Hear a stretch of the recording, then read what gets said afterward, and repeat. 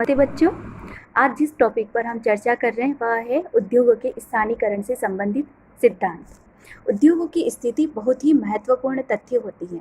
उद्योगों के वितरण की घटना एक भौगोलिक तथ्य होती है, क्योंकि किसी भी उद्योग का वितरण यानी किसी उद्योग की एक स्थान विशेष में स्थापना या उसकी स्थिति भौगोलिक परिवेश का ही परिणाम होती है।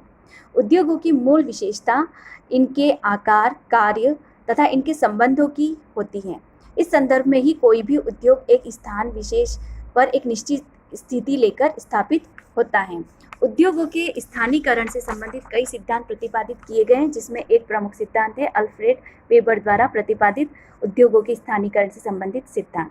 वेबर एक जर्मन अर्थशास्त्री थे। उन्होंने उद्योगों के स्थानीयकरण का सिद्धांत सन 1909 में अबर्डन स्टैंडर्ड डर इंडस्ट्री नामक शीर्षक से किया, जिसका अंग्रेजी अनुवाद 1929 में the theory of location of industries के नाम से प्रकाशित हुआ। उन्होंने अपने सिद्धांत का प्रतिपादन औद्योगिक स्थानीयकरण के विभिन्न कारकों का पूर्ण विवेचन करके उनके आधार पर किया।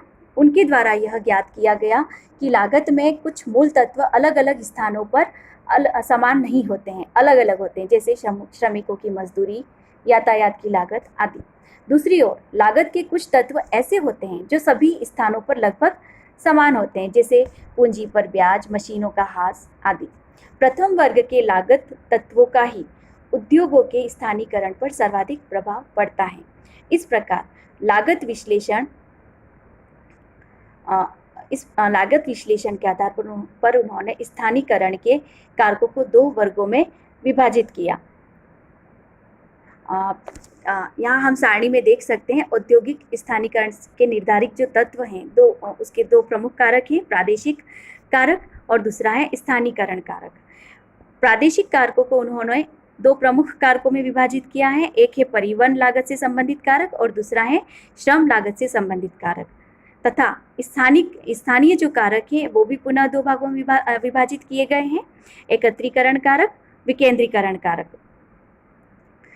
परिवहन लागत को पुनः उन्होंने दो भागों में विभाजित किया है।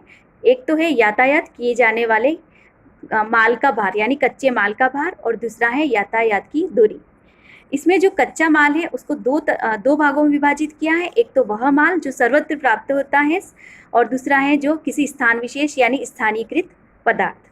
स्थानीयकृत पदार्थ भी दो भागों में विभाजित किया गया है। एक है शुद्ध पदार्थ और दूसरा है मिश्रित पदार्थ।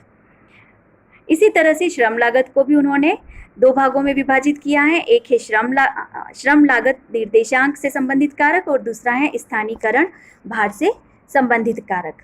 वेबर के उद्योग स्थानीयकरण को सिद्धांत को समझने से पहले हमें जो इस सारणी में तत्व बताए गए हैं विभिन्न, उनको समझना अति आवश्यक है। जैसे पहला जो कारक है उद्योगों की स्थानीयकरण के निर्धारक का जो प्रमुख तत्व है वह पहला है क्षेत्रीय लागत से संबंधित कारक।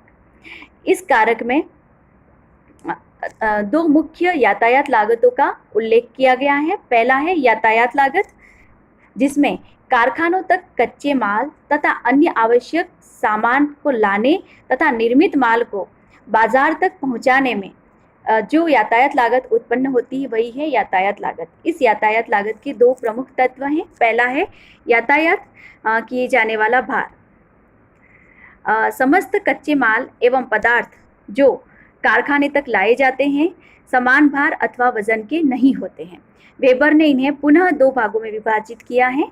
पहला है साधारण अर्थात सर्वत्र प्राप्त माल, ऐसे पदार्थ जो सभी जगह आसानी से प्रचुरता में प्राप्त हो जाते हैं, प्राय सरलता से उपलब्ध हो जाते हैं। दूसरा है स्थानीयकृत पदार्थ। ये पदार्थ कुछ विशिष्ट स्थानों पर ही उपलब्ध होते हैं, अतः स्थानीयकरण में इनका निश्चित तथा निर्धारित प्रभाव पड़ता है। इन्हें भी दो भागों में विभाजित किया गया है, शुद्ध पदार्थ और दूसरा है मिश्रित पदार्थ। शुद्ध पदार्थ ऐसे पदार्थ होते हैं जिनका भार विनिर्माण प्रक्रिया में विशेष कम नहीं होता है, जैसे कपास। मिश्रित तथा समग्र पदार्थ ये ऐसे पदार्थ हैं जिन्हें हम भार खोने वाले पदार्थ भी कह सकते हैं, क्योंकि विनिर्माण प्रक्रिया में इनका वजन घट जाता है, जैसे गन्ना, कच्चा लोहा आदि। दूसरा जो प्रमुख कारक है परिवहन लागत से संबंधित वह है यातायात की दूरी।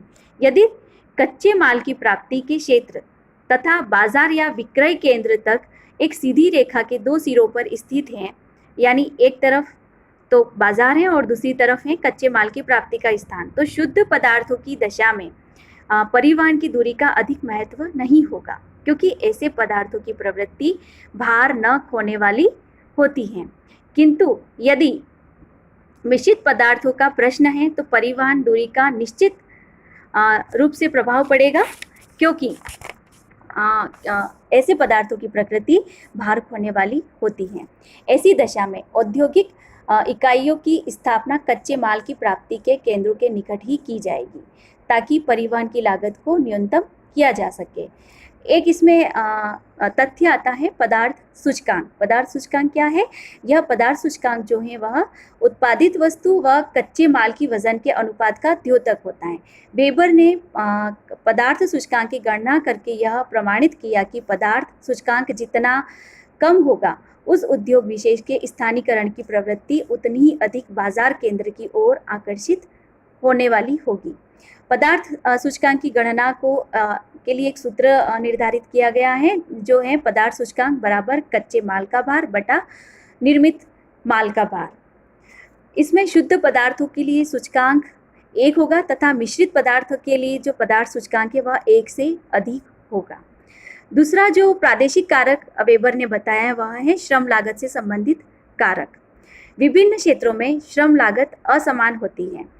यदि श्रम लागत किसी उद्योग की कुल लागत में महत्वपूर्ण है तो ऐसे उद्योगों का स्थानीयकरण सस्ते श्रम के निकट ही होगा, किंतु ऐसा तभी होगा जब निम्नलिखित 2 शर्तें पूरी होंगी। पहली शर्त है श्रम की गतिशीलता 0 या बहुत ही कम हो, और दूसरा है सस्ते श्रम केंद्रों में उद्योग के स्थानीयकरण की दशा में श्रम लागतों में होने वाली बचत की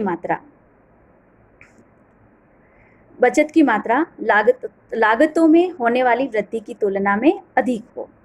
इसी क्रम में उन्होंने श्रम लागत निर्देशांक बताया, जो कि इस तरह से निर्मित माल के कुल खर्च में श्रम लागत के अनुपात को श्रम निर्देशांक कहते हैं। इसके बारे में हम विस्तृत चर्चा आगे अगले वीडियो में करेंगे। नमस्कार।